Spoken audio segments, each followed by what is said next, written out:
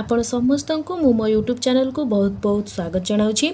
आम स्ट्रक्चर 1 रु स्ट्रक्चर 7 जाए जो सब ट्रांसलेशन करते से सब ट्रांसलेशन को मन पकई आज आम एक्सरसाइज 1 करवा।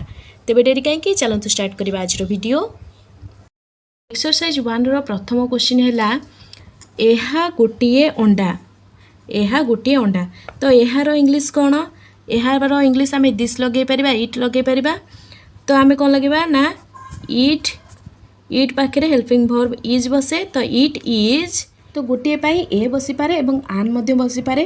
केउठारे आपण माने ए रो व्यवहार करेंगे एवं केउठारे आन रो व्यवहार करेंगे तार मध्य वीडियो मु पूर्व बनै सारी। तो एठारे गोटे कौन बसिबो ना एठारे आन बसिबो।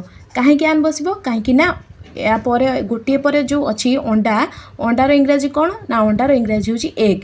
तो एगटा ए उच्चारण आसूची एटा स्वरवर्ण होता पूर्वर ए गोटे ए न बसिक आन बसला। तो इट इज आन एग। यह गोटे अंडा इट इज आन एग।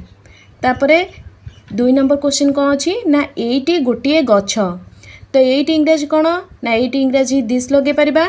तो दिस पाखे हेल्पिंग वर्ब इज बसिबो। This is a tree. एठारे गछ इंग्राजी होची ट्री। ट्रीटा ट उच्चारण आसूची टटा व्यंजन वर्ण होइतिबारु गोटे आम एठारे ए रो व्यवहार कले। तो क्वेश्चन नंबर 3 रे कौन अच्छी ना सेठी गोटे माछ। तो एटी आम दिस लगाउतले एवं सेठर इंग्राजी कौन ना सेठर इंग्राजी होची दैट। तो दैट इज ए फिश। तापर आसिला एटी गोटे उड़ा जहाज। एटी गोटे उड़ा जहाज तो ट्रांसलेशन कौन कले कौन हम ना दिस इज आन एरोप्लेन। दिस इज आन एरोप्लेन। एरोप्लेनटा ए उच्चारण आसूची से आम आन लगेले। तो सेठी गोटे गध सेठी इंग्लिश दैट। तो दैट इज एठार जदि गध पाई आमे डंकी लगेबा तो ये ए बसेबा। जदि गध पाई आश्र व्यवहार करबा तेबे आन बसेबा। तो दैट इज ए डंकी। ताहा गोटे पहाड़। ताहार इंग्राजी कौन ना ताहार इंग्राजी होची दैट।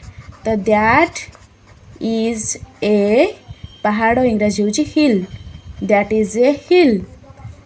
सेठी गोटे पोलो। पोलो इंग्राजी कौन ना पोलो इंग्राजी होची ब्रिज।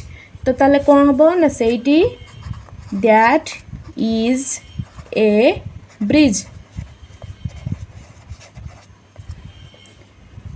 एटा गोटे मूसा।